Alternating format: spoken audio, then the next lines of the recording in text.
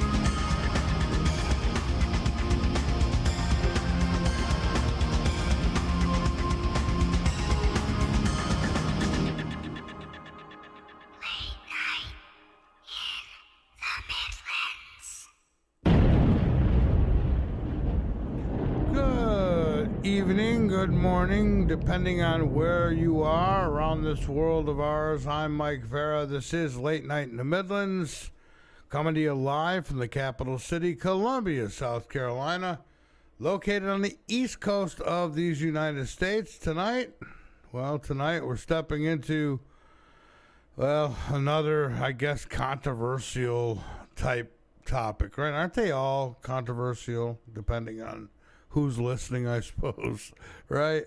Aren't they all? But it's definitely been a topic that has gone from taboo subject to, I don't know, common at the dinner table now, right? For decades, we've heard whispers, rumors, leaked documents, military witnesses, government insiders, and now even congressional hearings and whistleblowers have pushed the conversation further into the mainstream than ever before. The question is no longer, are we alone? At least I don't believe that's the question any longer. The question has become, what exactly have they been hiding, right? What exactly has been going on behind our backs for such a long, long time? Is disclosure happening right in front of our eyes? I think so. For some of us, it's already happened. And for others, well, they're waiting for the big stamp of approval from that big white house in the sky. Well, it ain't in the sky. I guess it's in the swamp, isn't it? Governments, are they slowly preparing the public? I think they are. And who are these intelligence? Where are they from? And perhaps the biggest question of all, what does it all mean for humanity? And what will it mean for humanity down the line? Joining me tonight is someone who has spent years researching these mysteries. He is an author, a researcher, experiencer, and a very good friend, not only of this program, but of me, myself, and producer Cece, and Dr. Jason Q. Rand. He's not been on. It's been, I don't know, it's been well over a year, I think, since he's been on the show. And, he's been coming on here since I started this thing back in late night in the Midlands in 2008. And, he's been a regular guest since. So we used to draw the crowds with his Planet X book. And, I mean, he had my attention, him and several others. But we're still here, though. And so is Dr. Rand. And he's going to be with us tonight.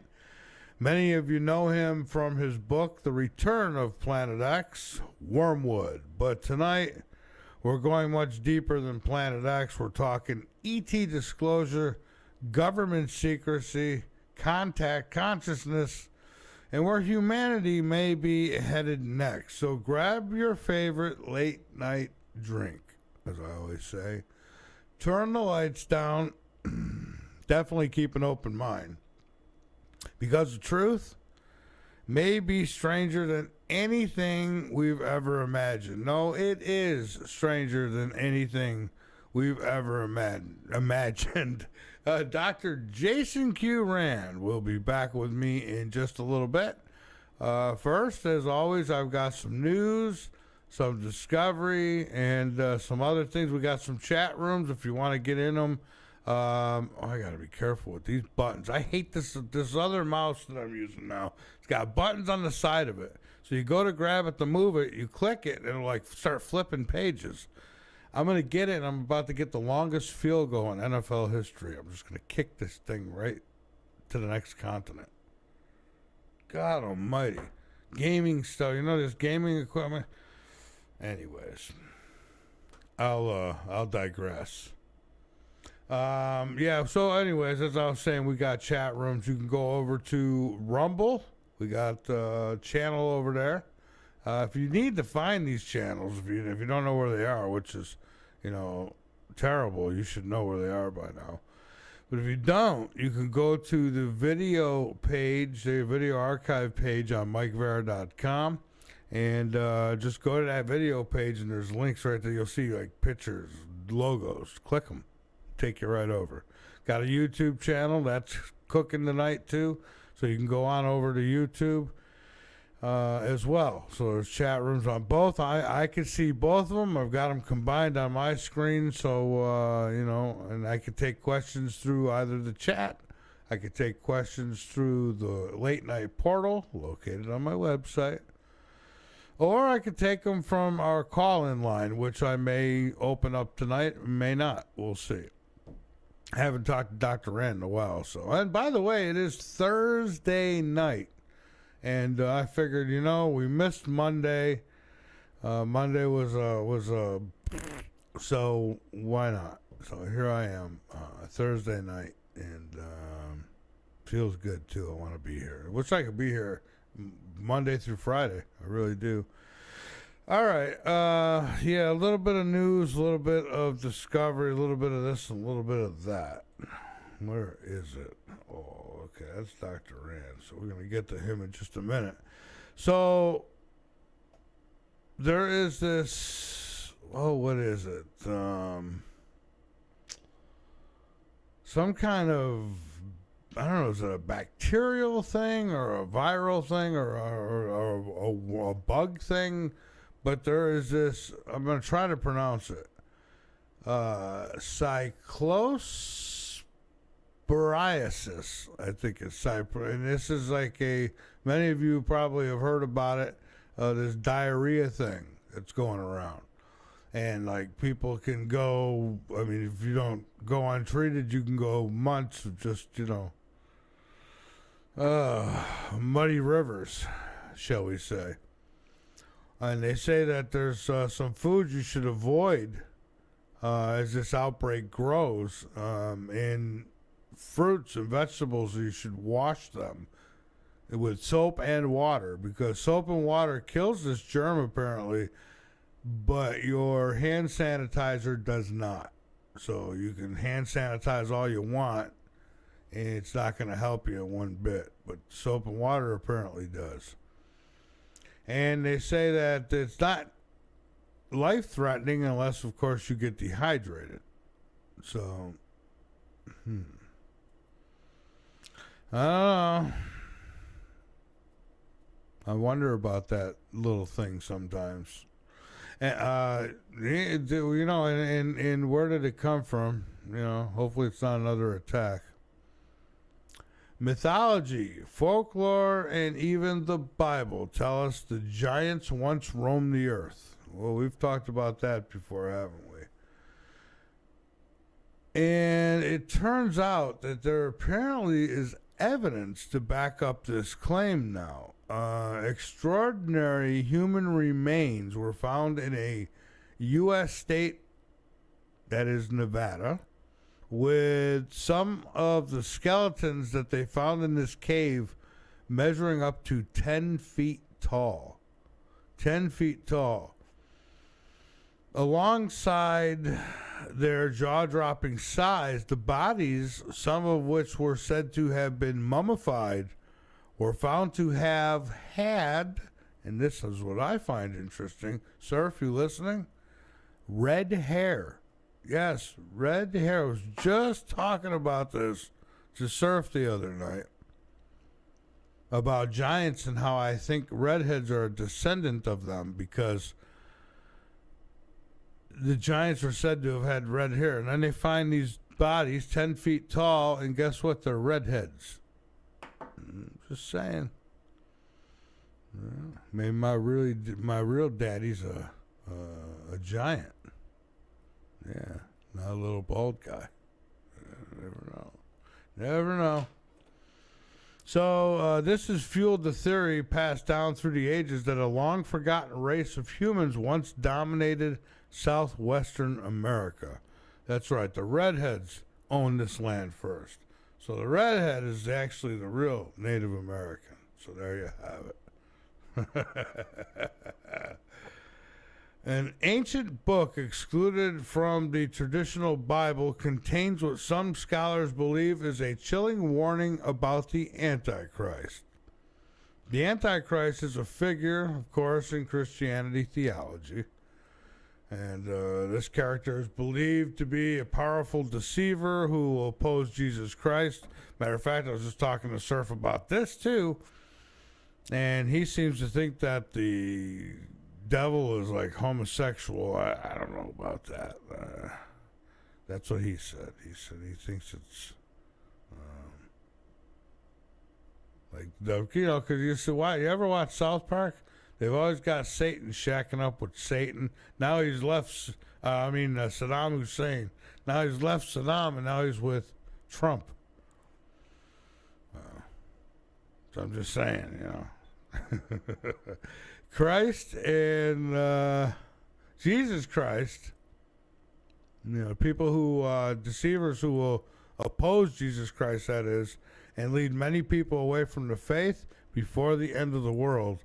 That's what they consider the Antichrist. And the more than 2,200-year-old book of Enoch describes a mysterious group of powerful rulers known as the kings and the mighty, whom some interpret as representing a corrupt system that will oppose God before the end times rather than a single individual. Well, that's already happening. The Democratic Party. Just saying, I don't get political if I can help it. But, I mean, come on. I mean, a group that's opposed God, I mean, that's happening right now.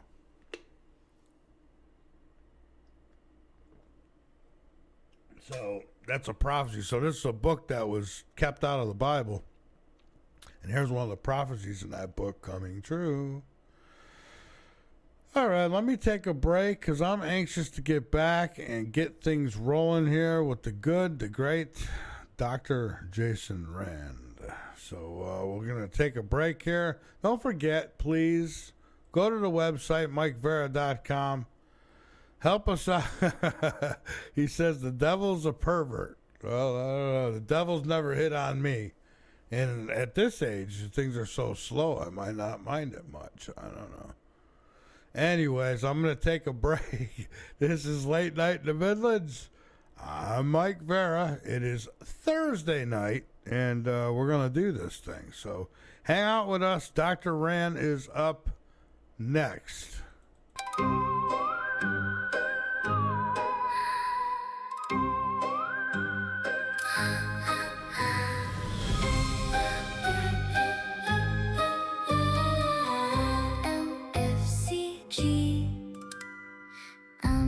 Sa gitna ng gabi, may lihim na tumatawag mula sa mga bituin. May kwentong naglalakbay, sa hangin may pulong, sa dilim may liwanag. Buksan mo ang isip mo at sabay nating tuklasin.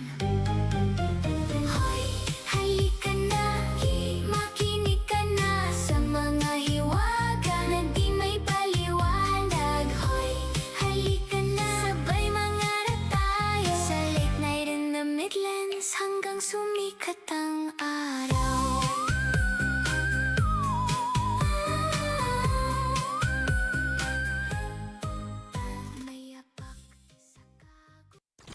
This station is now the ultimate power in the universe. Here at Late Night in the Midlands, we believe in truth, awareness, and taking care of our minds and bodies. That's why I'm proud to share Mike Varas's long-standing friendship and partnership with Dr. Leonard Horowitz and his Healthy World store. Dr. Horowitz and Mike go way back. They've supported each other through the years because they share the same mission, bringing people the truth and helping them live healthier, stronger lives. His products are crafted with your health in mind, using the highest quality natural ingredients that you can feel good about putting into your body. When you shop at the Healthy World store, you're not just making a choice for your health, you're also supporting Late Night in the Midlands and the VAR network. Every purchase helps us keep the truth on the air and the conversation alive. So do something good for yourself and for independent media. Visit the Healthy World store today, and let's keep both your body and the truth strong. HealthyWorldStore.com, health for you, support for us. Just click on the Healthy World store banner on the homepage of our website, MikeVara.com. I'm Art Bell, and you're listening to Late Night in the Midlands with Mike Vara. Every second counts, so why not make it count in style? The Late Night in the Midlands wall clock isn't just for telling time, it's a statement piece that shows the world you support alternative media. With a sturdy wooden frame, sleek plexiglass face, and a silent mechanism, it's perfect for any room. From your home office to your favorite hangout spot. Easy to hang with a pre-installed hook and built to last, this clock blends practicality with personality. Time waits for no one. Grab yours today at MikeVara.com and make every second a part of the movement. Late Night in the Midlands. Time well spent. This station is now the ultimate power in the universe. You're listening to the VARA network.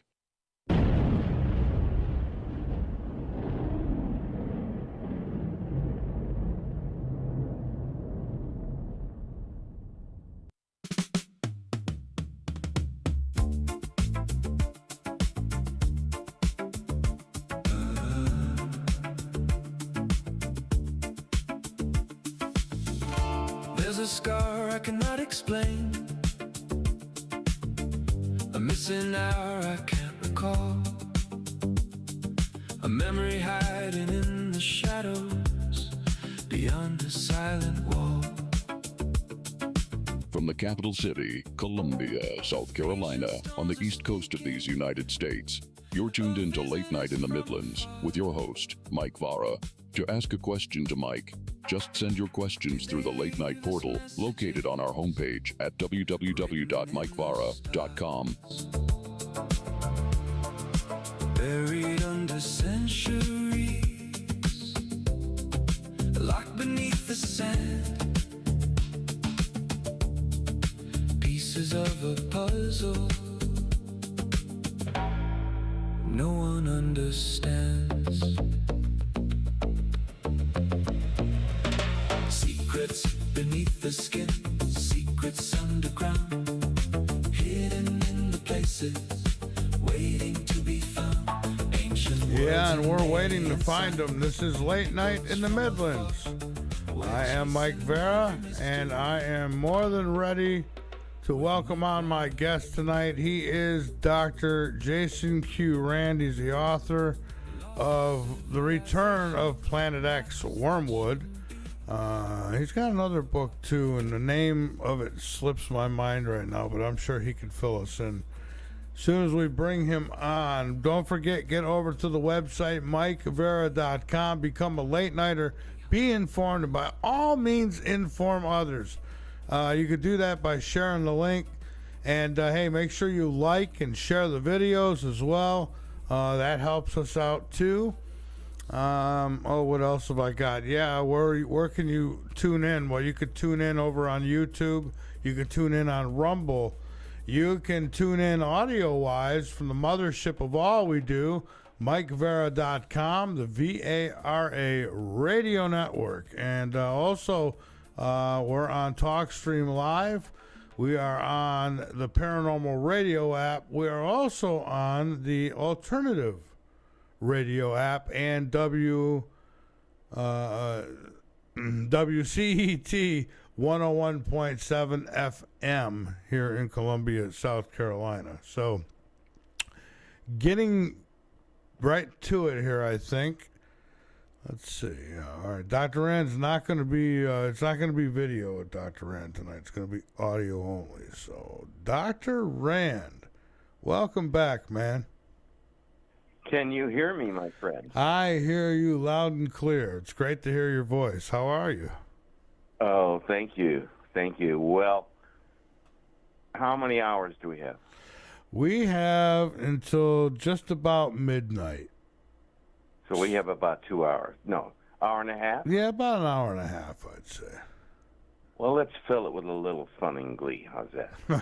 All right. Hey, let's do it. All right, first of all, we need to divulge our multi-storied past with each other before we go on with the future. Yeah. Tell him about me being one of your earliest guests, for instance. Yeah, you were the first week I did the show. You were Number 3.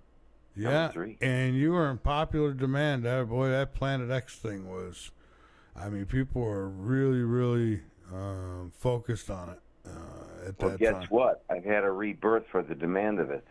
Oh, yeah? Oh, I bet. It's been coming up lately Now, more. Well, here's the best thing. I'm going to send you 2 of each book, and they'll be signed. Okay. And I'm going to cherish them and keep them. You determine how you want to give them out. And I would like to get the feedback from those people to help me spread the word of the book. The Reality Engineers is going to knock your cute little socks off. Yeah, that's right. Actually, I've got both your books here already. Not the updated one. Oh, not the updated one. Okay. You're going to get the from the 1950s. You know, it all started in 51.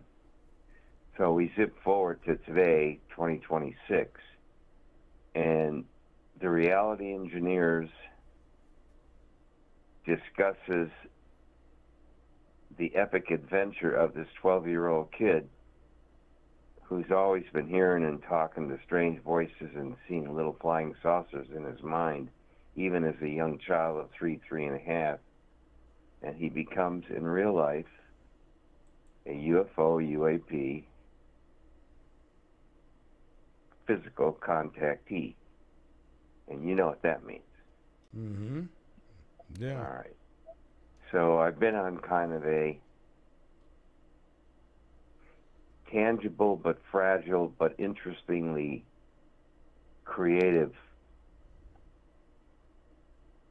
adventure of becoming this kid who gets to tour a flying saucer when he was 12. talk to, they call themselves ultra-terrestrials because they're far beyond our star system. You have the local extraterrestrial species of ETs and UTs, and then you graduate to the UTs because they travel far more great distances. In other words, from star to star, not just star group to star group. And Dr. Rand, I gotta believe that they're not just like, starting up the UFO and just flying through all that space.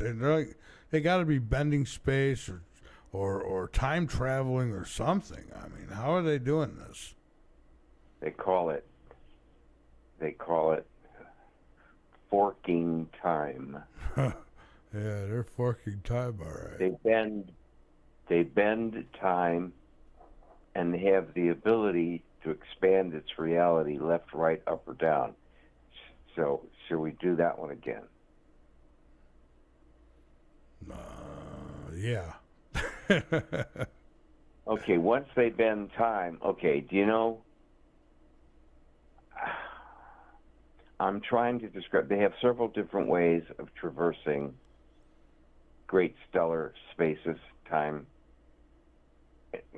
a number of quantum physical things involved in space travel. It's not just like our rockets going to the moon and stuff. We can't even get to Mars yet. Okay? Yeah. Now, I'm not saying that because I belittle what we are. It's amazing. I think Elon's going to get us the furthest. I think he's passing NASA with flying colors. No, Elon. Elon. Is it Elon? Elon, not Elon. No, I'm talking about Elon Musk. Oh, that Elon Musk. Yeah. Yes. He's my hero. Yeah.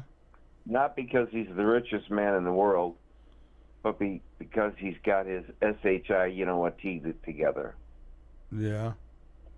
Yeah. Yeah. So here we are tonight. Yes, sir. I started with you in April. I think it was April of '07 when the book was first published. And we're talking about the Return of Planet X. It would have been 2008 with Late Night in the Midlands. I did before that. Yeah. I did like what's called Mike's Corner. I did. It was like I just started out, and it sucked. Yeah, but yeah. So then you pivoted. You created Late Night in the Midlands. I did. I was sitting there one night, Dr. Rand, and I was thinking, what can I call this show? And this car commercial came on. He said, "Yeah, we got the best prices in the Midlands." And I says, "That's it, Late Night in the Midlands." Yeah. Okay, I'll go with that. So listen, let me continue to reshape this reality phenomena that I've been living. Okay. Mm-hmm. All right. In many ways, I've been living a multi-layered, multifaceted existence because on one hand,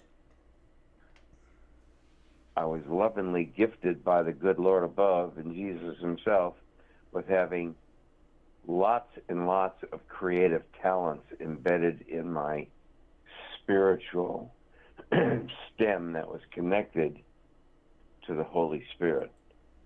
If I go too fast, you stop me. No, you're good.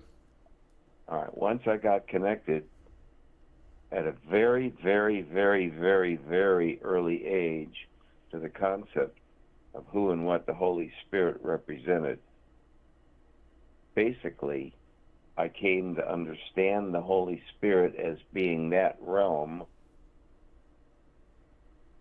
of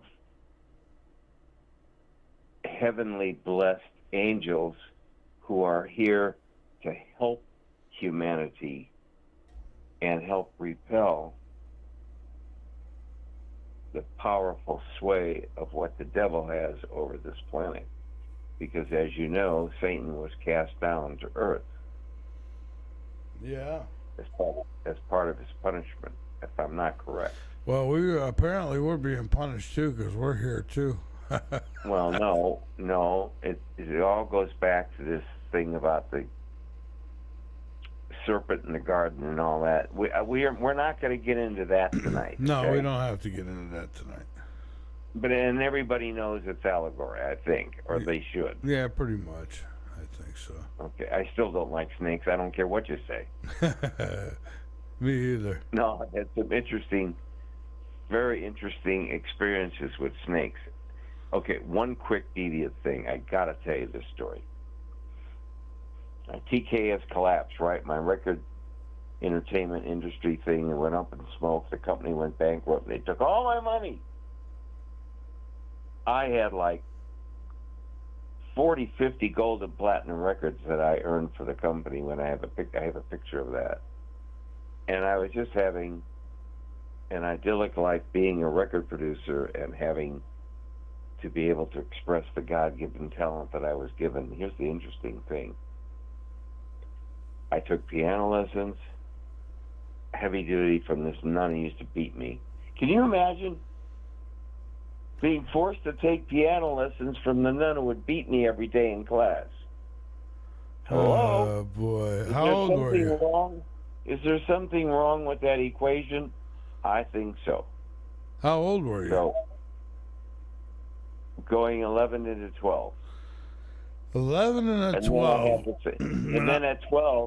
And then at 12, I have the experience with the UTs and everything that I thought I ever knew about what I thought was a real or good about either the Earth or my own reality system was completely reshaped, and it was shattered because I had experienced beings from another realm. Did the nun know that you were hanging out with space guys? Because that might have been what ticked her off about you. No, she just hated me.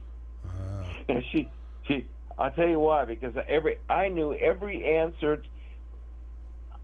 This is going to sound really, really egotistical, but I don't care.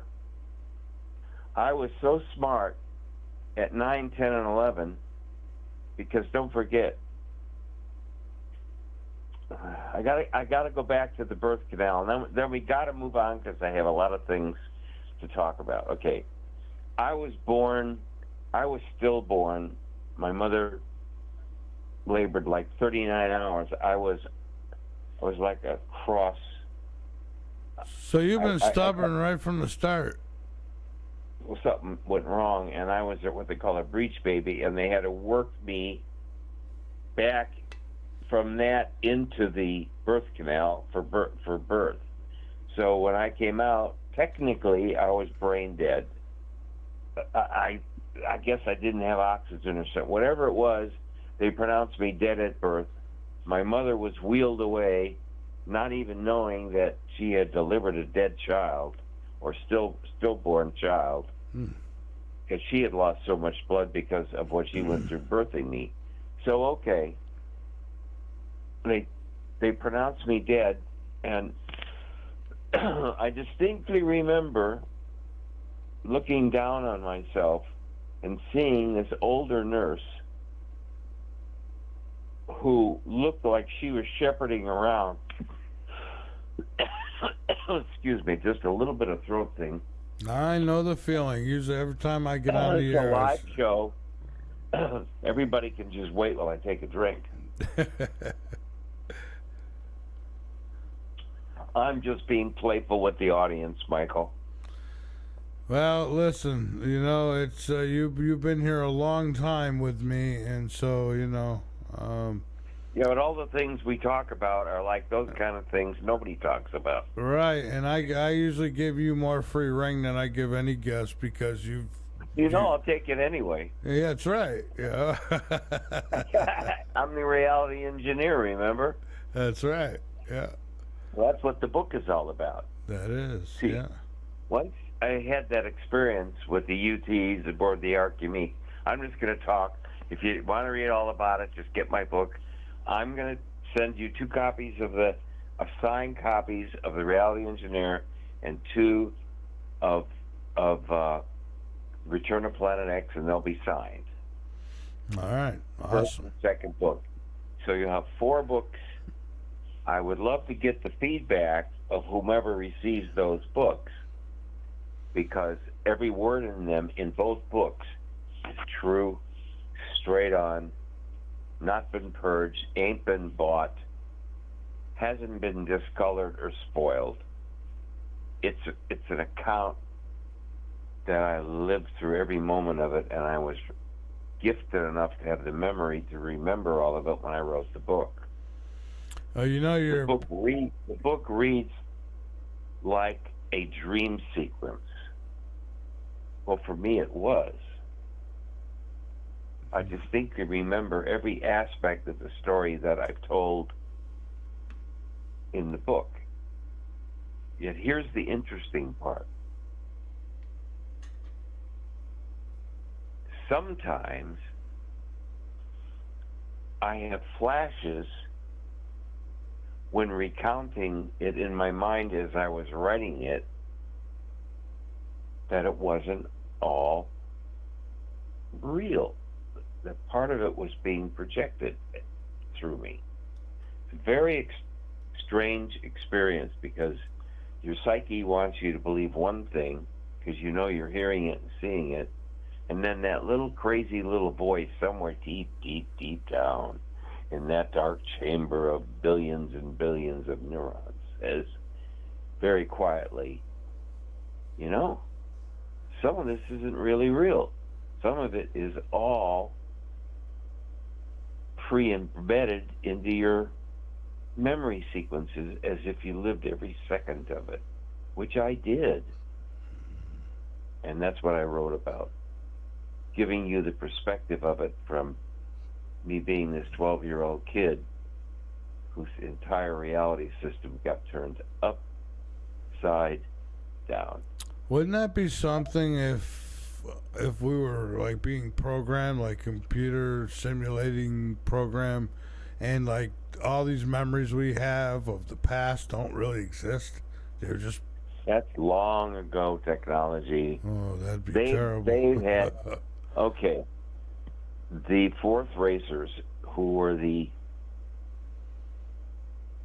Space Intelligentsia Advanced Society, they were about 245,000 years in their legacy in advance of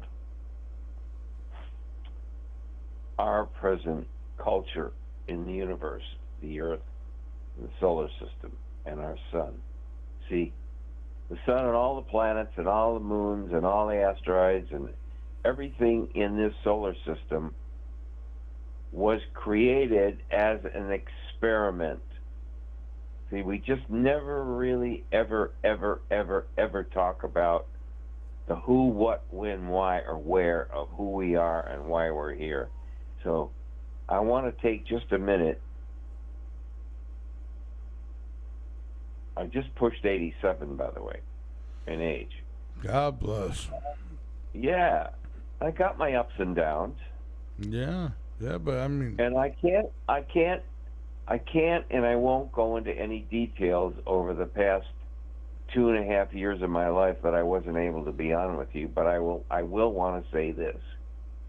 Due to circumstances way beyond my control, and a unique, almost comical set of circumstances,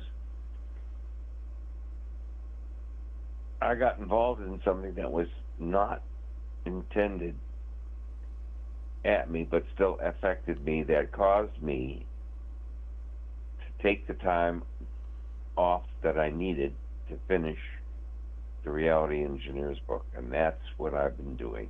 It's taken 2.5, 3 years, intensely working with my good friend and fellow writing technologist, my old Army Sarge, E8, you know what they call a tops. E8 was the top of the enlisted man's ranking before you became an officer. I wouldn't know. I've never been in the military, unfortunately. So, anyway, the ETs put me in good hands with her because she has she had and possesses all of the techniques and skills, and she's metaphysical and spiritual nature, which I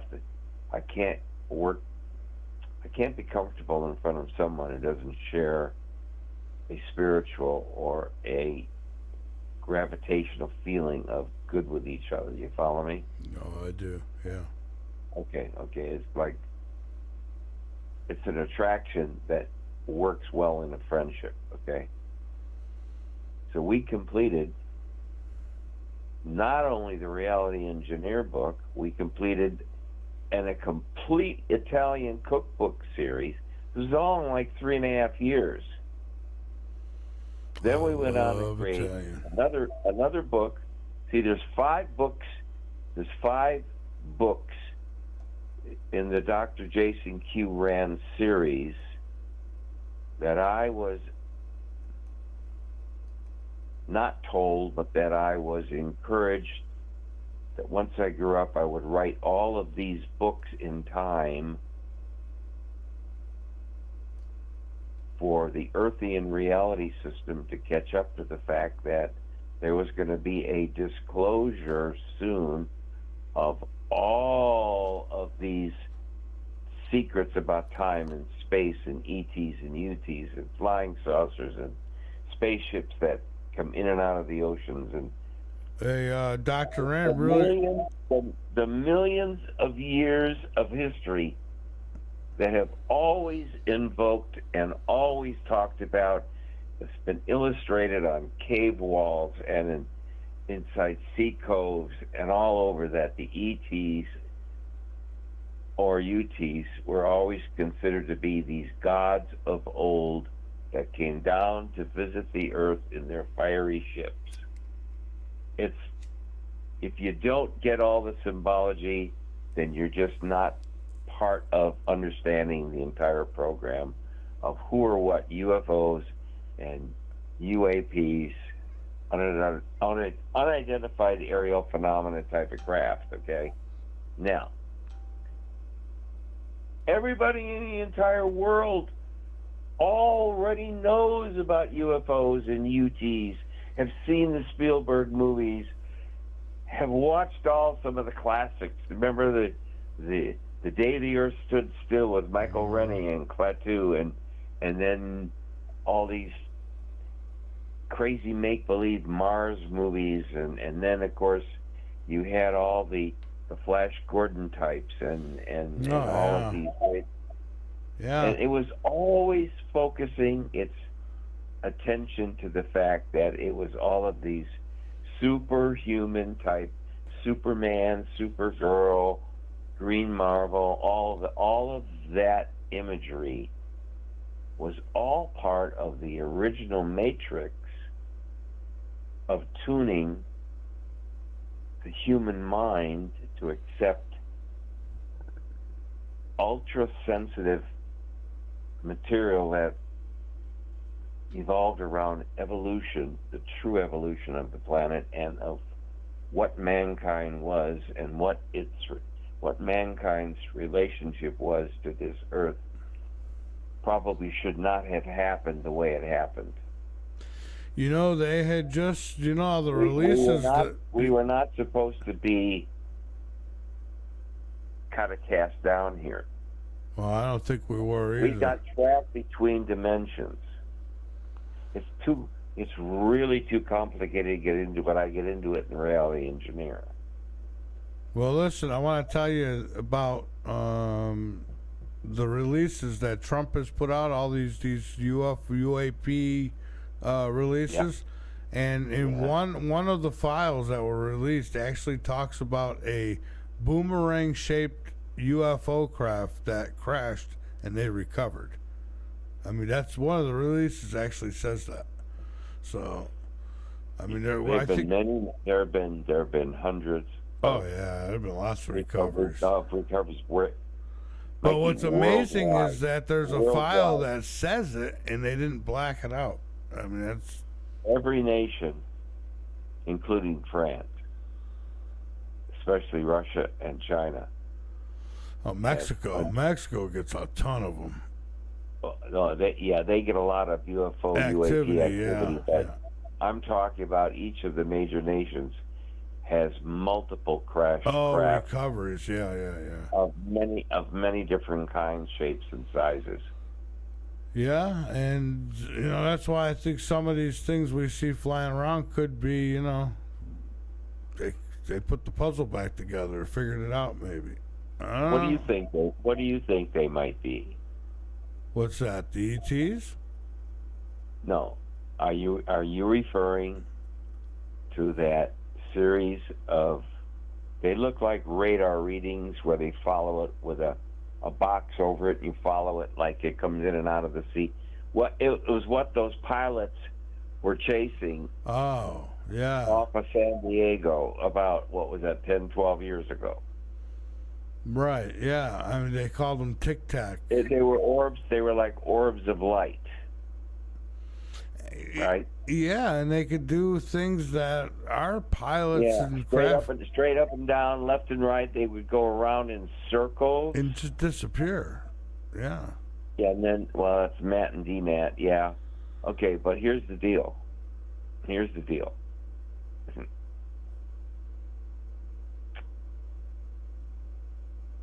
I did ask Elon in a transmission about 12 years ago, because it's been 50, 60 some years since I had the experience with him on the one-on-one on board the ship. I asked him in a telemetric transmission back and forth one day, I said to him, what was the original origin of this planetary system that was obviously created? You see, each planet was put into its orbit one at a time. It began with little Mercury, then went to Venus, then planet Earth, then Mars, and then there was a big rocky one called Marduk. Then you had Saturn, and then I think we come up with Neptune, and then there's Pluto, and then And Marmaduke is the asteroid belt now, right? You can't forget about the asteroid belt. The asteroid belt is comprised of trillions and gillions and billions of pieces of rock of all shapes and sizes, because that is what I covered this in the Return to Planet X. Yeah. Marduk was a very large, probably the size of the Earth, or at least of Mars. It was the planet in between Mars and Jupiter. And it was there because of its mass, because it was rock. What it did was, it helped charge, because of the kind of rock it was, the sun charged the rock, and spaceships would be able to go there and tap into its electromagnetic field system to recharge themselves.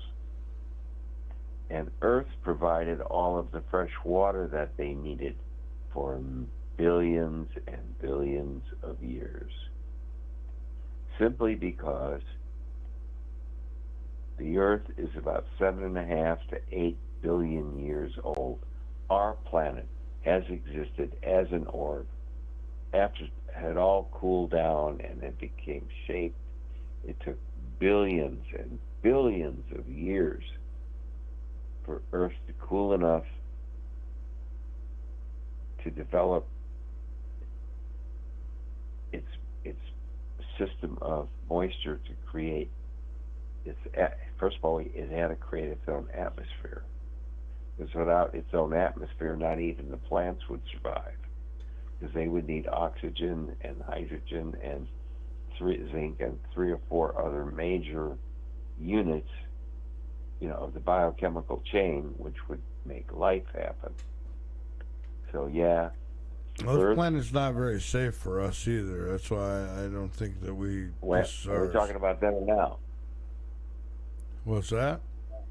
Are we talking about then or now being unsafe? Even now. I mean, think about it. You know, earthquakes, floods, tornadoes, little bacteria that'll get in your body and destroy you, and it just seems like very. So wait.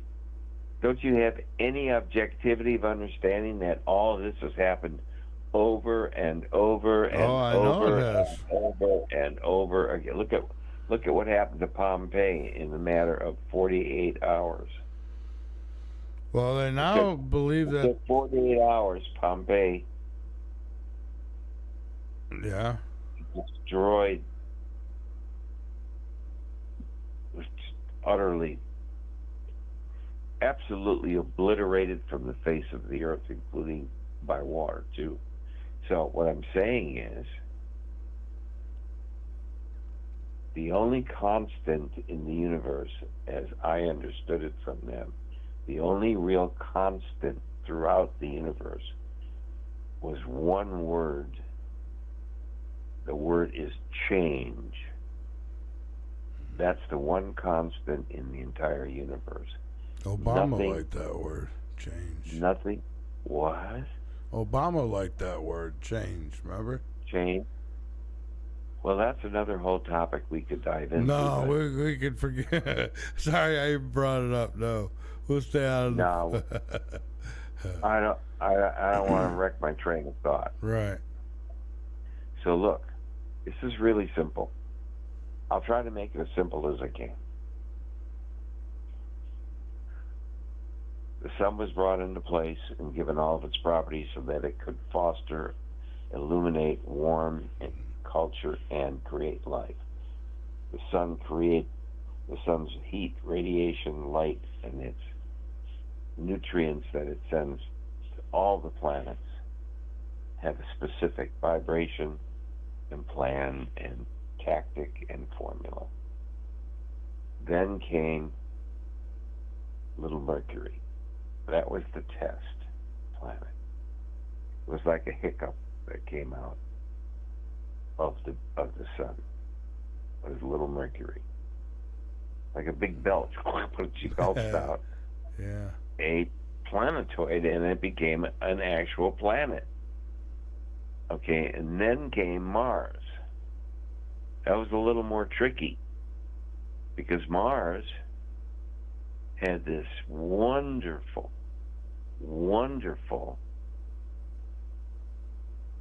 set of oceans. It was supposed to be the water planet. That's why it looks like one great big empty lake bed. If you can just envision it, or let's say it had oceans, all kinds of water. It was one of the most beautiful planets because it glistened in the light. Yeah, humans must have definitely been there. And then came the really, really great creation, and that was the planet Earth. It took about 3.5 to 4.5 billion years for the Earth to cool down and become infused with all of the heavenly, spiritual, and blessings that the creator of the Earth gave to this planet. Its water, its mountains, its forests, its genetic specificities, and its huge variety of life. You can find almost anything on planet Earth. Compared to all of the planets, and there are about 450 billion potentially viable Earths out there, because based on the star patterns, they've calculated that there may be, out of that, maybe 150,000 civilizations like ours, or more advanced, some less. This whole thing is one massive chess game. It's been going on for billions of years. Who's ever running it and setting it up is way more powerful than any king or would be God on this planet other than the Creator. It's way too complicated. So you're saying off planet? Just the, Mikey, just the structure of the perfection of the structure of the solar system. It's one of the few that Elam said it's one of the few solar systems that the ETs and UTs love to visit because all of the planets are so exquisite in what they were designed to do. What's this whole thing about wormwood? Remember the subject of Return to Planet X? Oh, yeah. I had one major flaw with that book, and, I'm going to be as transparent as can be, okay? Mm-hmm. I was too friggin' early with the book. Because everything that I wrote about then, most of it happened, but it got fulfilled just recently. So in other words, my book, Return to Planet X, has been stranded all these years during the actual event that was slowly happening. It's so weird when you write a book and you know you're right, and it was just a matter of timing for its release. But that's really worked to my advantage also, making that mistake, because I introduced you, my friend. Without you, that book would never have gotten up and ran. I was on almost every other week for a while, and then I was on every week, and all we talked, and that book took off. Okay, there were other interviews. Yeah. That book took off every time I came on with you. There was, we'd sell 10,000 copies. We'd sell 5,000. I appreciate that. That makes me really, but that makes me feel like at least somebody took me seriously. Oh, yeah, many people did. Oh, I know. Yeah. Do you know that book is still listed on Amazon? No, I know and it is. It's selling for as much as $149 a copy, when they can get it for me for only $29.95 signed. So we gotta talk about that. Can we do that? Yeah, we can. And what about can I also tell them they can get the Reality Engineer? What I'll do is I'll give them a 2-book package priced so cool that they'd have to say, I'm nuts if I let this go by. I'm going to offer both of these books for $45.99. That's a good price. So if you divide that in half, too. It's about 23, about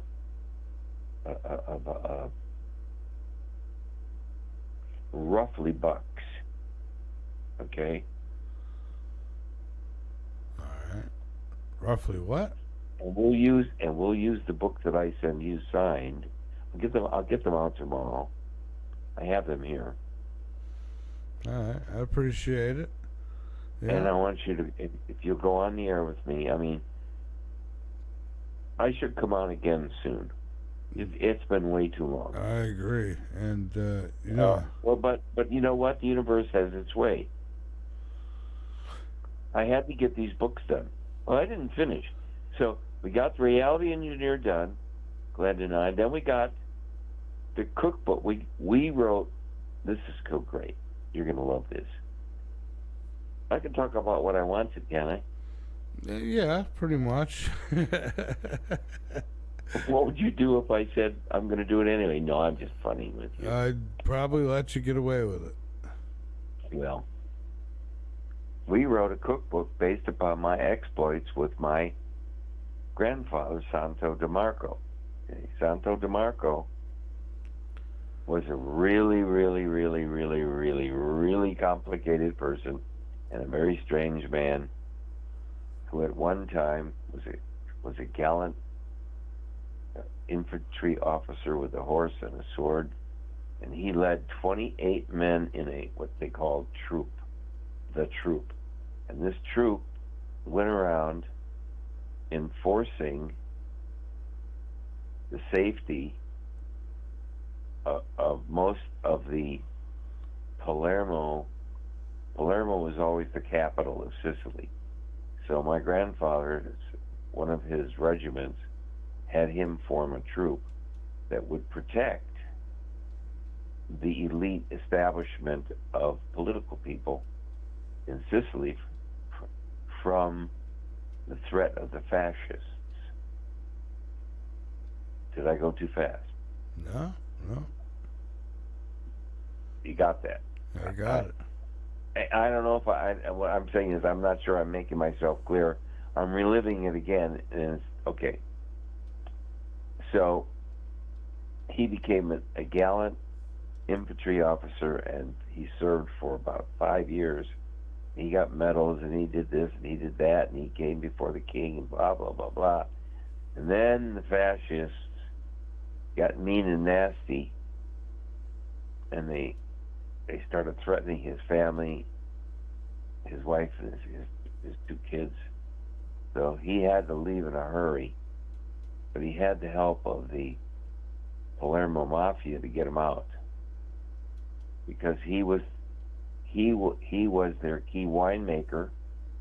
He was an excellent barber, and he was a great chef. And so the Mafia in Palermo would hire him for good things. So he was a friend of the Mafia, but he wasn't actually Mafia. But he was a friend of theirs, and he provided services. So they got him out. He went through Ellis Island, and he wound up on the south side of Chicago in an area called Kensington. I'm going / place called Kensington, which by then, in the early 1900s, was a haven for incoming Italians. Back then, Mikey, you had the Italian district, you had the Polish district, you had the Irish district, you had the Orientals, you had the blacks. Follow me? Oh, yeah. But everybody got along. There was no nastiness, okay?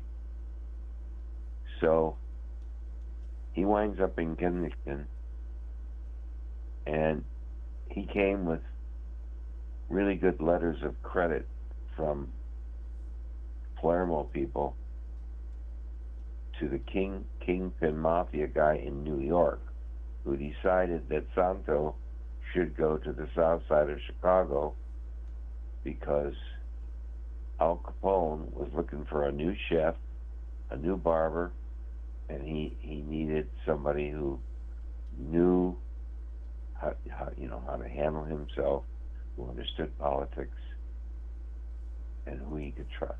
And so my grandfather became Al Capone's chef, winemaker, and barber. And he did that for 22 years. So when I came along, just before World War II started,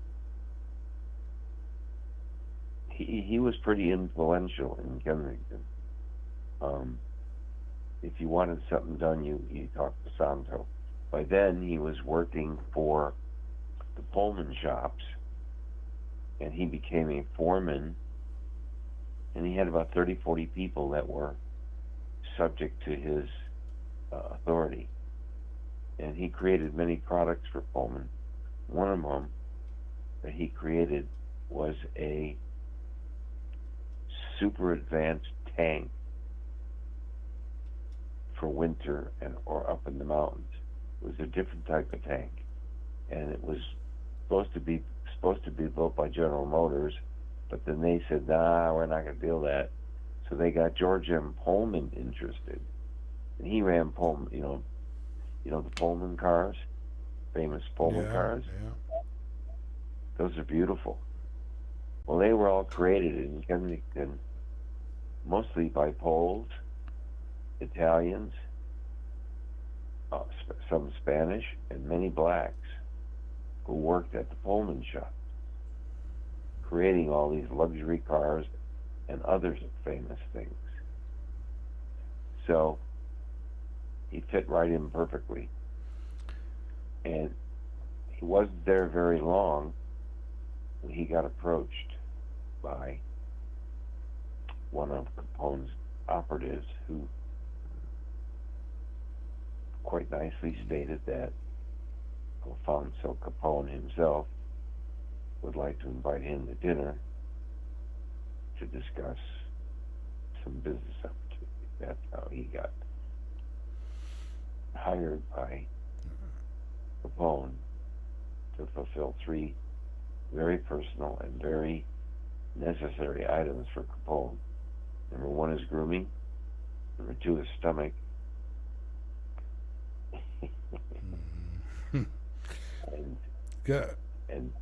and number 3, I'll just let that one go, and you can figure that one out, okay?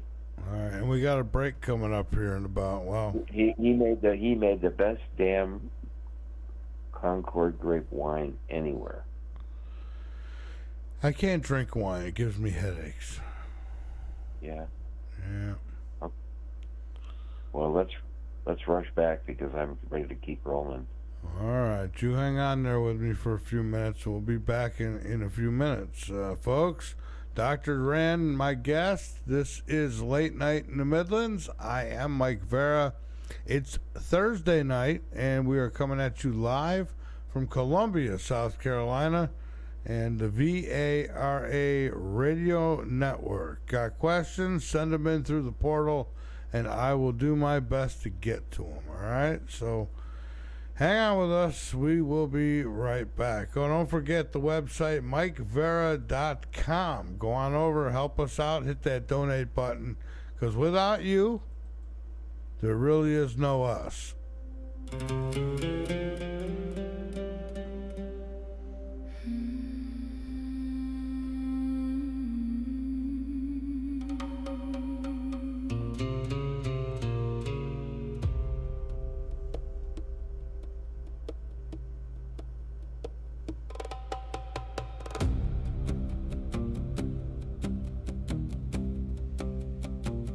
Desert wind was blowing across the Nevada sky. A voice came through the darkness as the world was passing by.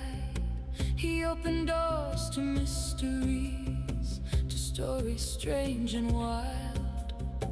And somewhere in the shadows we listened like a child. Bigfoot in the forest, strange lights overhead, ghosts along the highway, whispers from the dead. King of the night, keeper of the flame, millions stayed awake when they heard his name. From the high desert airwaves to every shooting star, the torch keeps burning brightly tonight with Mike Vara.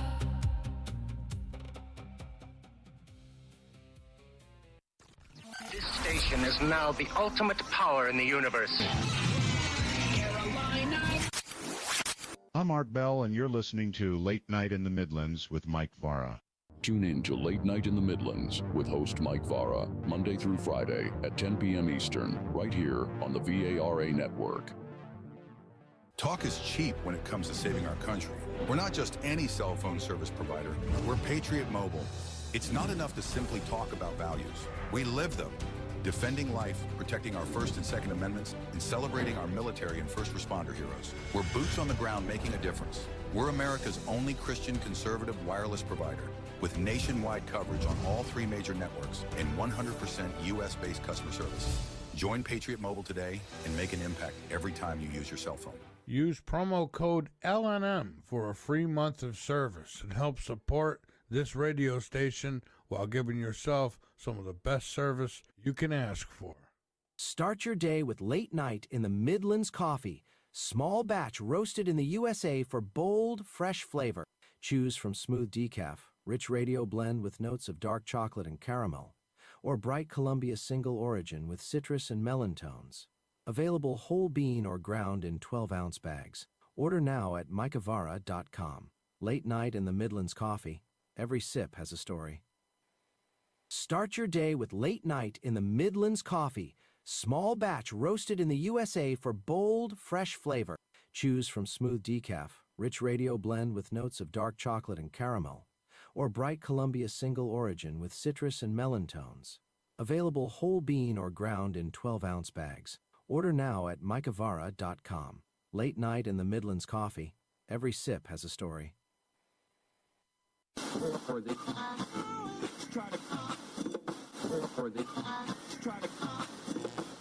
The search is over. You found us. You're listening to the VAR.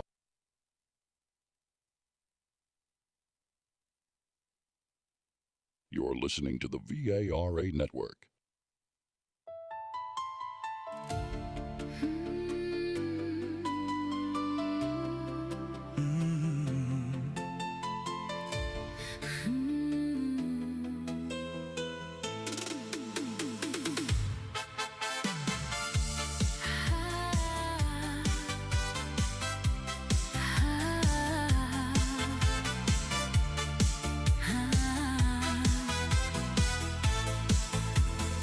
From the capital city, Columbia, South Carolina, on the east coast of these United States, you're tuned in to Late Night in the Midlands with your host, Mike Vara. To ask a question to Mike, just send your questions through the Late Night portal located on our homepage at www.mikevara.com. To lights in the sky. The truth is waiting. If you only try. Take a ride through the night. Take a ride through the stars. Every mystery's closer than it really appears. Oh, take a ride through the night. Come wherever you are. Late Night in the Midlands with Mike Vara. Telephone lines are ringing. All right, we are back.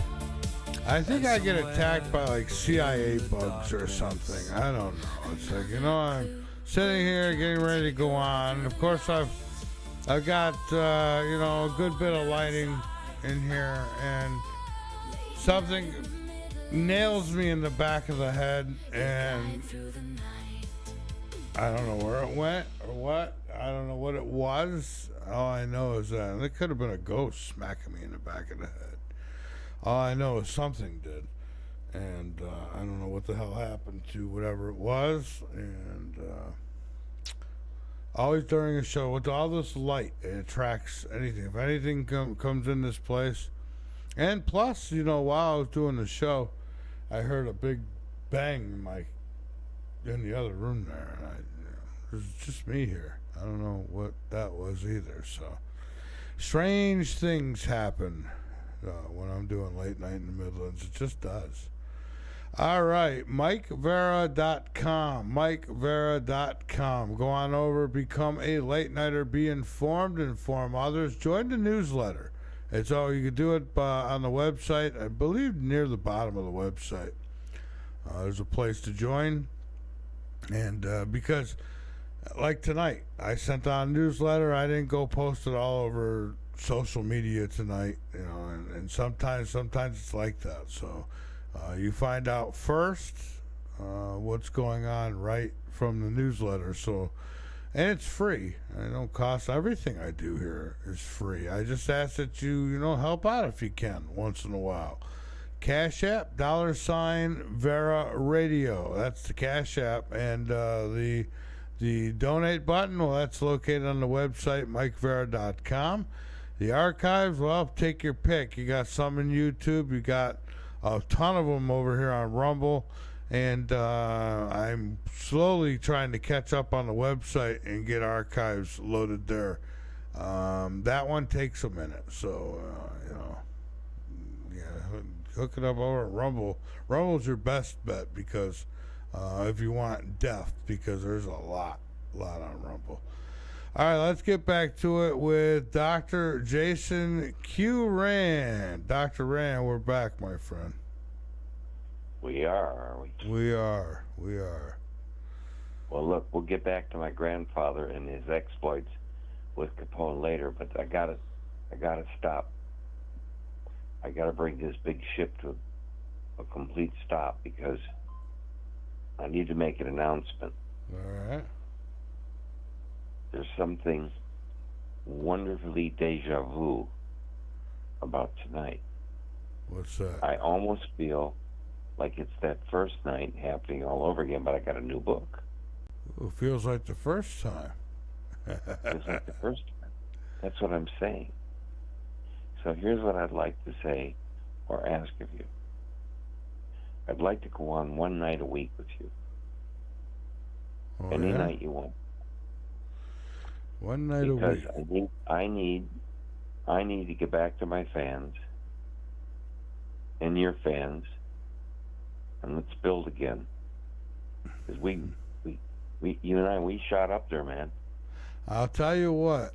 Give me through the weekend to figure out what day, and I'll add an extra day to the calendar. It'll be you and me. Okay. All right. Yeah, I think what I need to do is re-engage. I'll do it for you, Dr. Rand. By the way, I love your music. Oh, thank you. I created all always, that. Huh? I created all that. I know. I said I deeply appreciate the music because, as you know, I used to be a record producer. Yes, I know. Yeah. Because I factor in YouTube now. Instead of trying to do all the licensing stuff and all that baloney and getting strikes and such, I figured I'll just make my own. I kind of like it, too. I'm having fun making the music, and it's being specifically to the show, which I like, too. I love it. And it's so appropriate for tonight. Everything that you did showed insight and thought. Like that opening number, it was so perfect. Well, thank you. Yeah. Well, it's true. It's true. Yeah, I've been having a lot of fun making music. You know, that was my first love, and music is, and then of course, talk radio took over. Still having some fun with. I don't know where I'm hearing a knocking or something, and not in the headphones. It's like when we're talking, it's like I hear it's distracting. I'm telling you, I think this place is haunted. Let me interject something. Sure. Maybe you're not listening closely enough because it sounds like something or someone or some dimension is communicating with you and you're just not tuned in yet. Oh, I think you're right. I know I'm right. And everybody, listen. I'm not always right. I'm not always right, but I'm mostly right. Listen to this, Dr. Rand. So the other night, I'm on the air, I'm talking, and I could look over, and my bedroom is, off the studio. And I look over, and there's a flash, because I see something out of the corner of my eye, and the flashlight over there just comes on by itself. Now, it's kind of like an outdoorsy type flashlight, so it's a tough thing, You got to push to the button good. Well, anyways, it comes on. And which I found kind of crazy. I don't know how it came on by, but it did. And now this morning I wake up and it's sitting off in the corner and all the batteries are out of it. I didn't take the batteries out of it. I live alone, by the way. Yeah. All I can say is you're not alone. Yeah. Well, I guess not. I guess not. So look, let me dive back into this. I'll resolve about my grandfather, but let me say this about that, and we're done. All right. Glenda and I created a 2-book series. The first book is about 65, 70 pages, but it's a complete story about me learning about my grandfather and getting involved in writing a cookbook and having been around the influence of gangster-type people for the most of my young life. Yeah. And then we wrote this we think, brilliant freaking cookbook, man. It'll sizzle. I got to figure out how to get it out because I haven't got it published yet, and it costs about $80 to make up. Is that the cookbook you're talking about? I got it finished, and it's an absolute killer, man. Yeah, CC wants a copy of your cookbook, he said. Oh, he does he? Yeah, he says he left without a copy of it. Well, when he left you.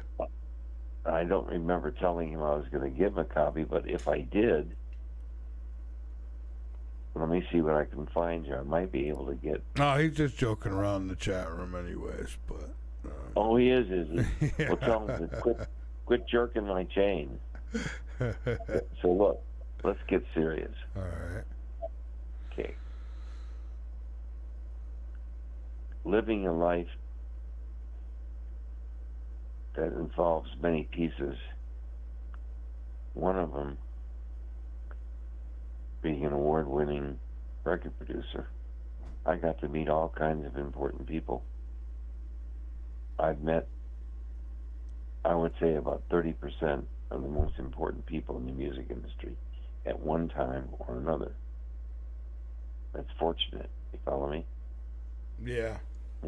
Most people don't get a chance to meet these people. I've worked with, like, Dionne Warwick. I know her well. It's just one example.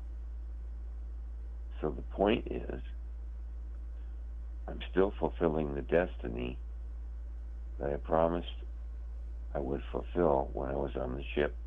And that's the story of the reality engineers.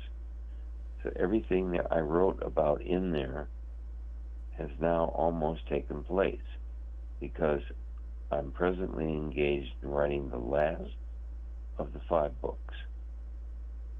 And my commitment was to get them written and ready for publication. That was my orders. That was the commission I accepted. I didn't quite understand it, but I do now. Yeah.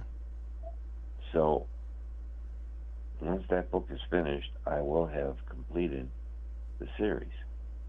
So I think it's fitting that while that last book is being written and perfected, I need to be back on the air with you promoting it and the reality engineers that's out. So I'm here. Use me, abuse me, do what you want. Watch what you wish for. Yeah, okay. I got you. So I got some listener questions here. I want to hit you with a few of them here. Fire away. Fire away. Dr. Rand, have the ETs ever given you a timeline for open public contact? Yes. It's imminent. It's imminent. I'll touch on that for just a second. At some unknown exact point in time, not very close, it could be in the next 3 to 6 months, there will be a simultaneous, instantaneous appearance over each of the globe's major capitals, circling the globe. It doesn't make any difference. It could be noon in Washington, D.C. and midnight in China.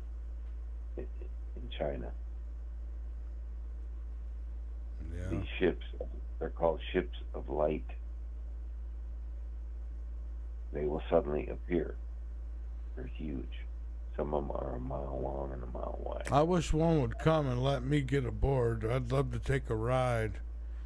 You know, I want to come back, but I'd like to take a ride, chill out in space for a little bit, maybe get a tour of Mars, and go around the planet. Well, let me give you a slightly altered view on what I consider the reality of the rapture. All right. The word rapture never appears in any Bible. However, the concept of it does. Jesus alluded to it on his Sermon on the Mount. said that, and I'm paraphrasing, my Father will come back and get the elect. So, let me give you my limited, although I'm pretty sure, concept of what the rapture will be like. If you're taking live human beings, you either have to, they either have to die so their souls are released, or you come physically as a human being. You still need air to breathe, clothing on, and all this other stuff. So what do? You need big, huge spaceships with compartments for people to stay in. You can't take millions of people off the earth with just a wave of a hand. Well, you can if you turn them into just DNA. It's a bit extreme, isn't it? Yeah, might have been how Noah did it, you know? Like, how do you fit? Play with me. But see, you're not playing the game with me. Okay. Okay. So,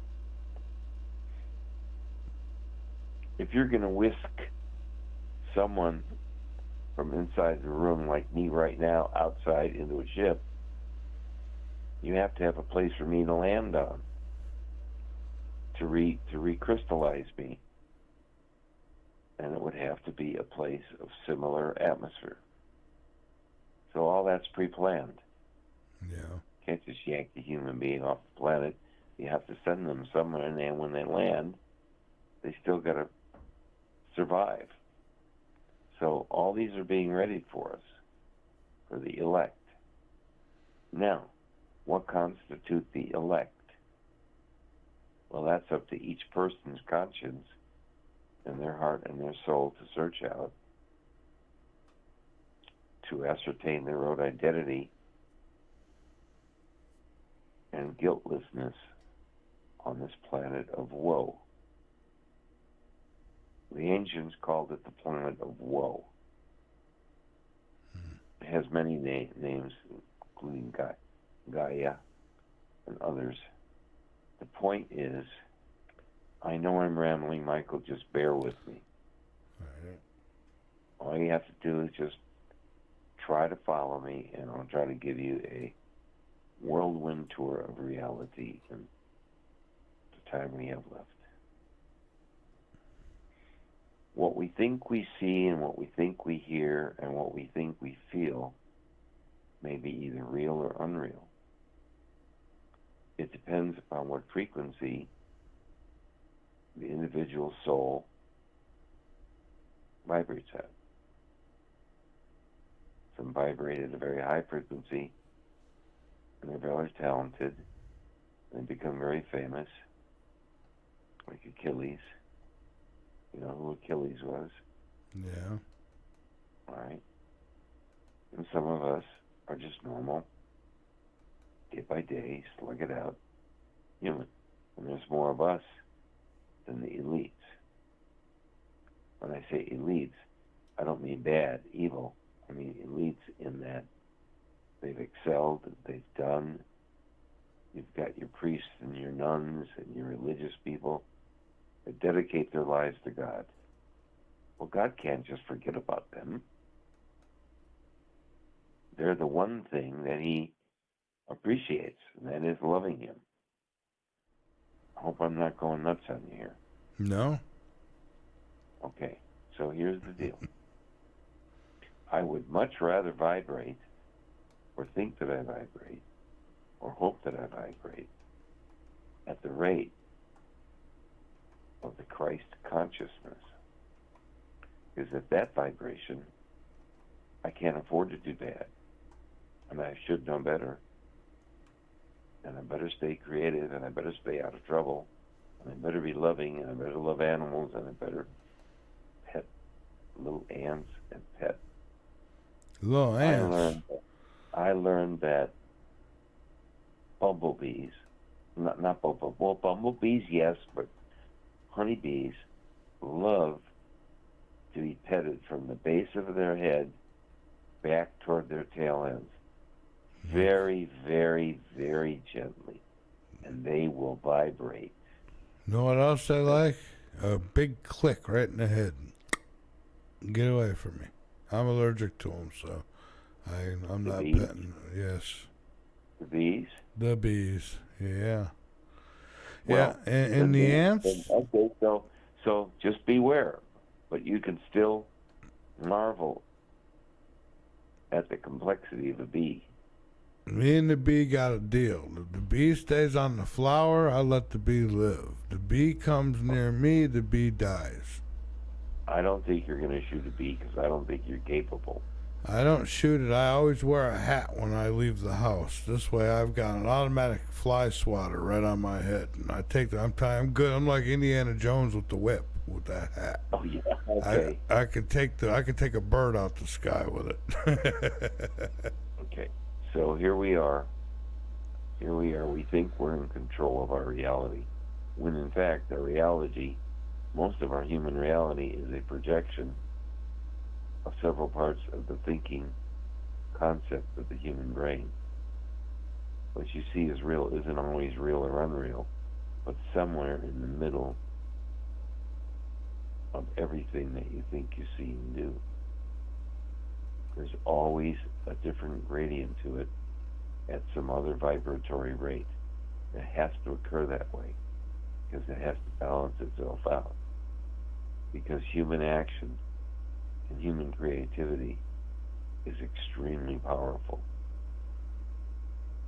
even to the point of destruction. And destruction is all around us. And that's because of human thought. Yeah. So the question is humanity a failure? It's a debatable question. Well, it depends. No offense intended toward anyone, but I see good and bad in everything. I know that sounds strange.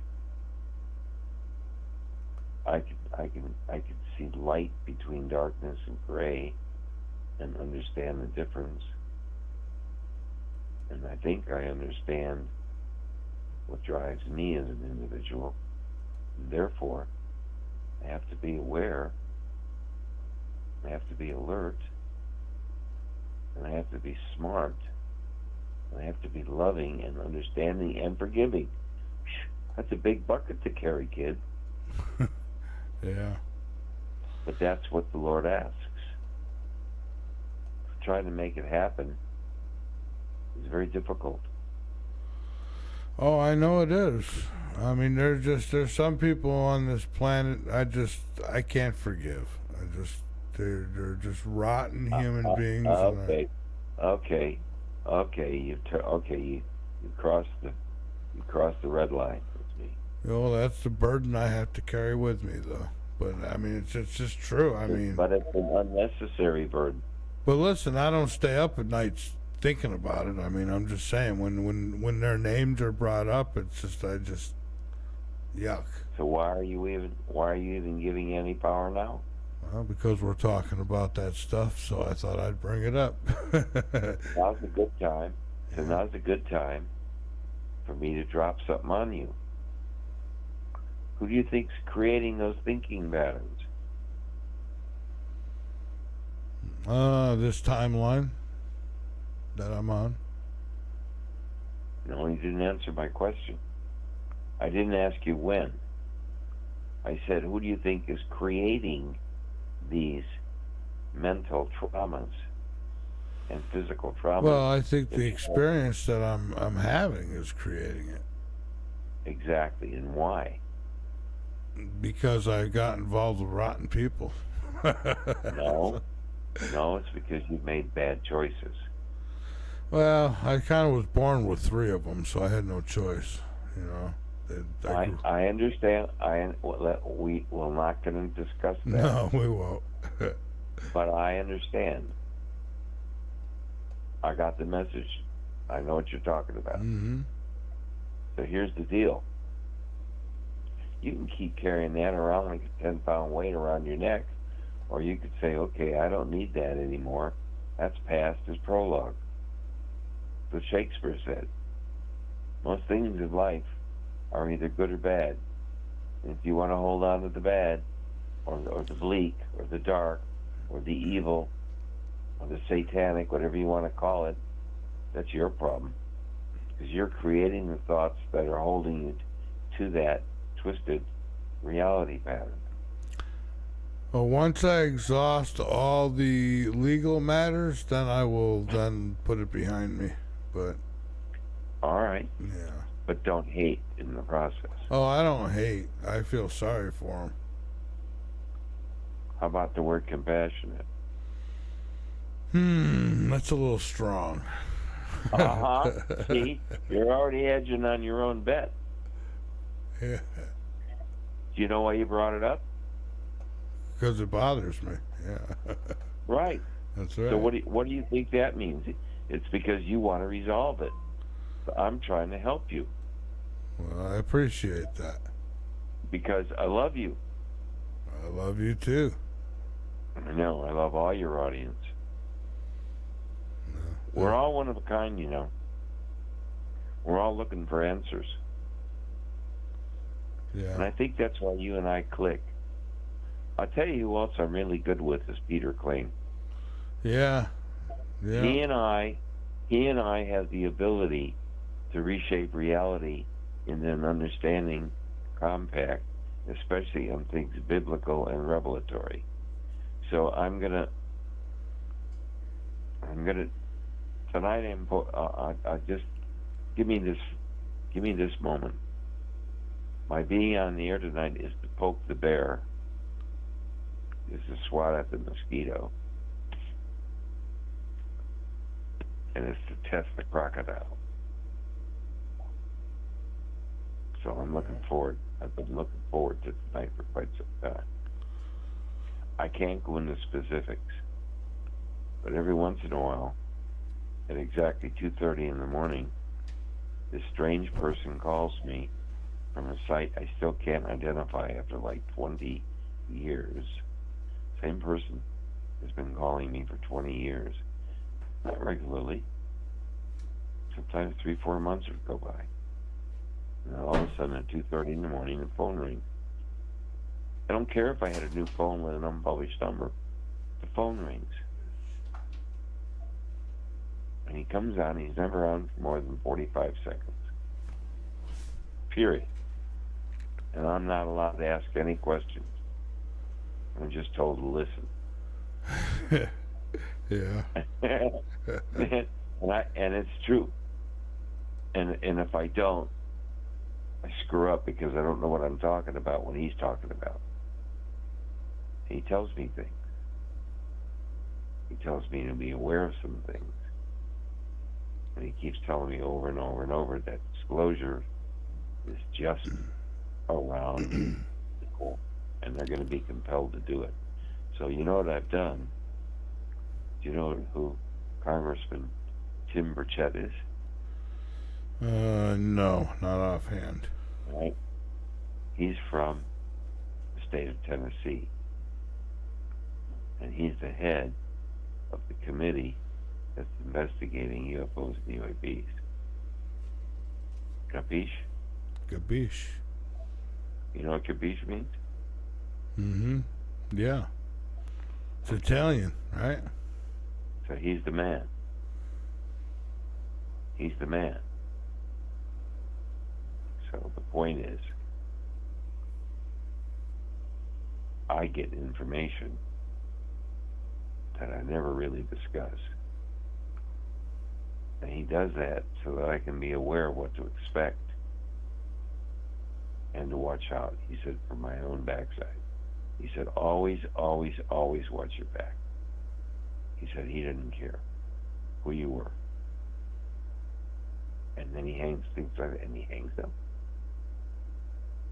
So for like 45 seconds, I have to be silent, because he goes on and on and on and on and on and on and on and on and on and on. Yeah? And we're done here. That's what he says, we're done here. That's it. I get a click. So, about, I don't know, maybe now 5 weeks ago, I got a call. 15 2:30 in the morning. Perfect. Every single time it's perfect. 2:30. And he comes on, and he's a little less serious, I think, than he usually sounds. He says to me, he says, "You stay off the radio." He said, "Understand?" I said, "Yes." He said, "Too soon." He said, "Things are going to get hot." He says, "Careful what you say and to who you say it." He said, "But no radio." I said, "Okay." And he's gone. That, for instance, that would be a conversation. I got some more listener questions here for you, too. I know, but okay, yeah, and we'll do that immediately. But I want to finish this point. So tonight,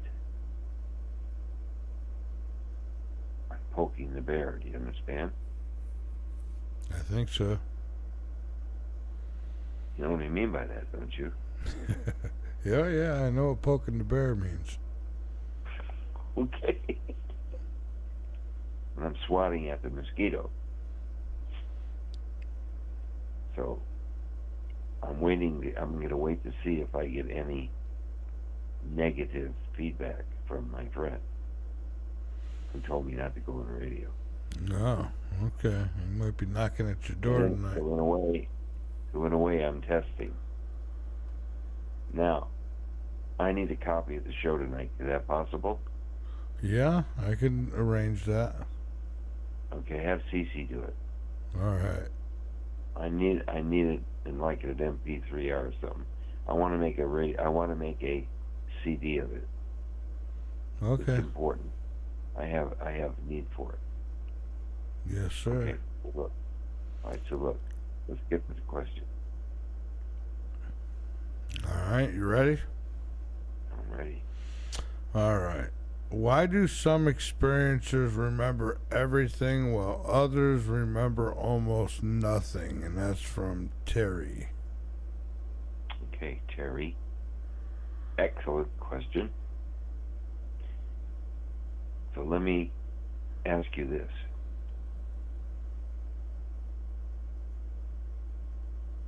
Have you ever seen something that happened to you that was really important or startling, or, like, I'll never forget that?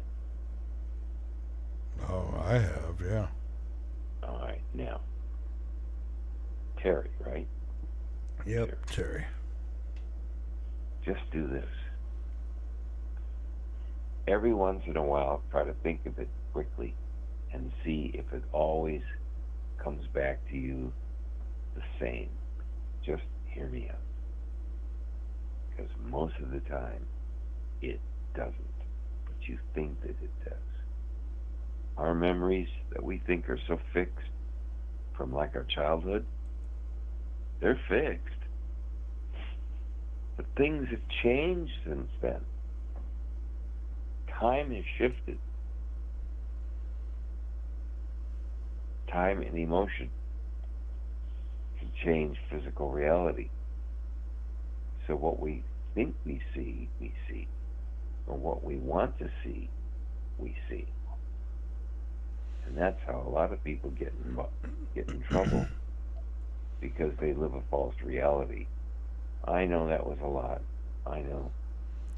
She and I have also completed a book called The Cosmic Blueprint for After, and that's the prize gem of the collection of the 6 books. That book talks about the nature of human cosmic reality, all that it is, all that it isn't, and all that it should be, based upon illusion, self-deception, redemption, wisdom, intellect, and spirit. It takes all that to write a book. Yeah, and time. Hey, not necessarily in that order. Well, time's the biggest factor. I mean, it's very time-consuming. the little book I wrote. It's very time consuming. I didn't. It takes about 3 years to write a book. Oh, if you're writing But your kind of book, yes. But see, I do the impossible. I write 3 or 4 all at the same time. And I get them all done on time that way. I've only got 1 left in the series to finish. I'm hoping we should be done with it by the end of the month, because my friend has to go back home. And I'll just leave it at that. All right. Details aren't important, but without her, the book's not going to get done. So I will have completed my task. All that to say that one sentence. My task is almost complete. I will have served my purpose, saved my commission, and I have lived out the reality. And I have created the physicalness of these products. The only way to do it is to be physically present on the earth, because this is an earthly thing. It has heavenly threads and needles, but it's an earthly thing. All right. Joyce wants to know, are UFO crash... I hope I answered her question. But specifically, Terry, you have to evaluate each moment and each second of your reality, and then when you think you've drawn a conclusion to it, take a moment and examine the conclusion, so that if you need to make a small adjustment in an attitude, or something you want to buy, or something you want to write, or a gift you want to buy somebody, put some thought into it. And I leave you with that. Thank you for listening, and thank you for your question. Next. All right, Dr. Rand, we're getting near the end here, so I want to give you the floor to get out of anything else that you'd like. We only answered one question. Let's do a second one real quick. Well, we did 2. The other one is Joyce, and she asked if are UFO crashes accidents, or are they being shot down? All of the above. All the above. That's what happened at Roswell. Roswell Air Force shot it down. All that right. was the worst. That was you want one more? Sure. We got another one here. Yeah. All right. Mark wants to know, is artificial intelligence connected to disclosure in any way? Absolutely. Oh my God, he's hit the jackpot. That's what's making all this possible. The evidence now is impossible to hide. The evidence now is for the first time being analyzed and leaked. Now, it's a purposeful leak. The best way to get out of a really sensitive thing like secrecy of a subject like this, which affects the entire planet, is once again, what the United States has gleaned from and learned from all of its back engineering of its ET technology captured or recovered, is that we're the leaders in space. We have the leaders in equipment, like Velcro. Velcro came from the space program. Things like that. Yeah. We are unmistakably the leaders in the field again. But remember, we've got the most secrets of any of them. Just look at it that way. That's why we've been so slow. That's why we've been so slow in our ability to disclose this information. It's so friggin' heavy. You see? I do see. Yeah, yes, sir. It could collapse some religion completely. The truth was ever known. The real truth. So, all right. What we go on to talk about in the days and the weeks and the months to come, hopefully you and I can help this disclosure thing further along so we can discuss it with people. I'd like that to be our objective.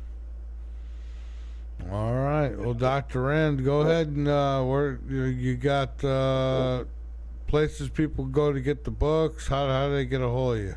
All right. Number one, if you'd like to get in touch with me, just email your request to Michael, and he'll convey it to me. Is that okay with you, Michael? Yeah, that's fine. You still got the same okay? email, right? Huh? Yeah. Yeah. All right. All right. Or they can email me directly. You've had the same email since I've met you, since I first... No, this is the second one. Okay. My email is real simple. Dr. Jason Q. Rand, Future World. It's one word. Future World. That's a new one. 2024 @gmail.com. I'll say it again. Future World. One word. 2024 @gmail.com. I'll hook you up with signed books, a real deal on them. I'll send them directly to whoever it is, and whatever address. I have a really good way of mailing them in nice, beautiful, soft pocket envelopes, so they'll come in perfect shape. I've got a couple of hundred books here. So when they're gone for the moment, they're gone.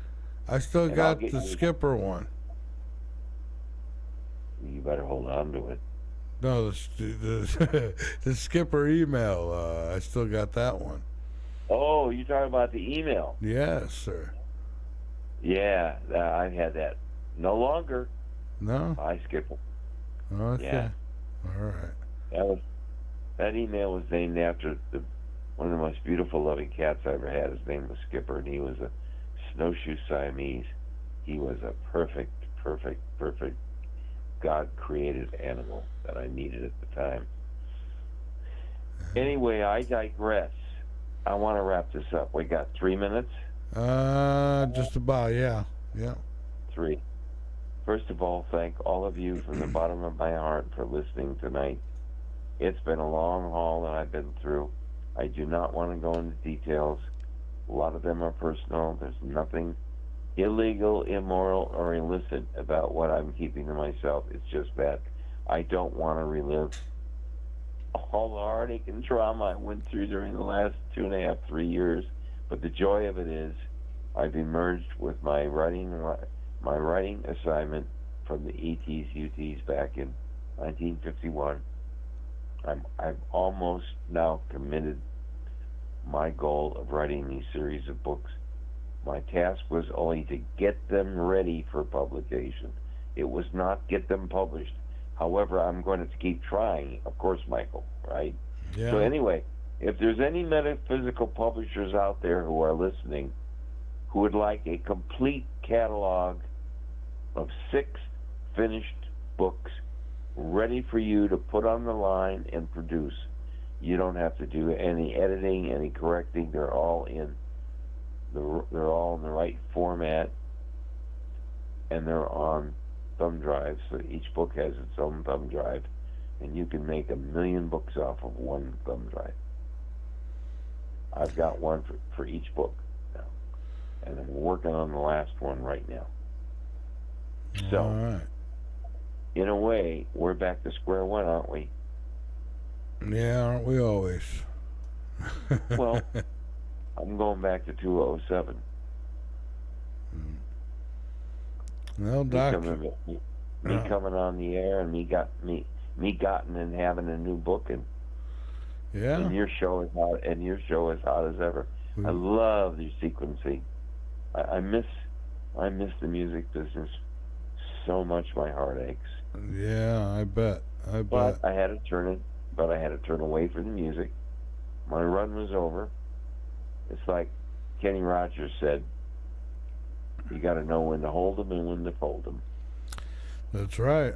Because you can't begin a new one until the old one ends. See, that's another mistake people make. And I'll get off my soapbox about reality. People, you create your reality second to second, moment to moment, thought to thought, action to action, one food thing to the next, and then the next thing, and the next thing. You create all of it. You are the master of your own creation. So plan wisely, think clearly, because thought, in many cases, mimics and creates action, and action creates reality, and reality can create life. So everything that we say and do affects us individually and everyone around us. When we lash out at someone, that affects two people. You, because you lost control, theoretically, and the other person who gets the crap whacked out of them in a movement or a thought or progressive events. So everything we do is a consequence to everything else that we've done. And you start putting all these things and all of these realities and all of these experiences in an alignment. The whole idea is to have much more positive feedback and much more positive reaction and much more loving interplay between them. All right, Dr. Rand, we got to wrap this up. We're coming to the end here. Listen, I want to thank you for being here, my friend, and we will talk over the weekend and figure this out. So once again, thank you, everybody. God bless everybody. Michael, thanks for the opportunity. Let's get back in the saddle again, okay? Yes, sir. All right. Till the next time. Everybody. Yeah, stay safe, my friend. Good night. Good night, Dr. Rand.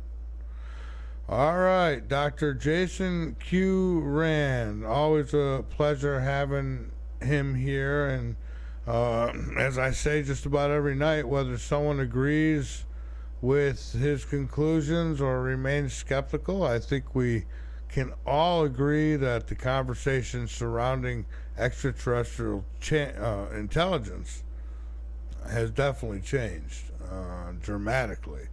Topics that were once dismissed as science fiction are now being discussed inside government buildings, universities, and even mainstream newsrooms. And maybe we're witnessing the greatest revelation in human history, or maybe we're only seeing the first page of a much bigger story. Either way, it's pretty big, isn't it? Jason, my friend, once again, thank you for joining us, and you're always welcome back here on Late Night in the Midlands. And to all of you listening tonight, never stop asking questions, never stop seeking the truth, and never let anyone else do your thinking for you. Until tomorrow night, keep your eyes posted to the sky, because you never know what you might see, and keep your ears posted to this broadcast, because you never know what you might learn. Good night, everybody. Thank you so much for tuning in with me in this edition of Late Night in the Midlands. Aginas joins me tomorrow night, so be here. Good night.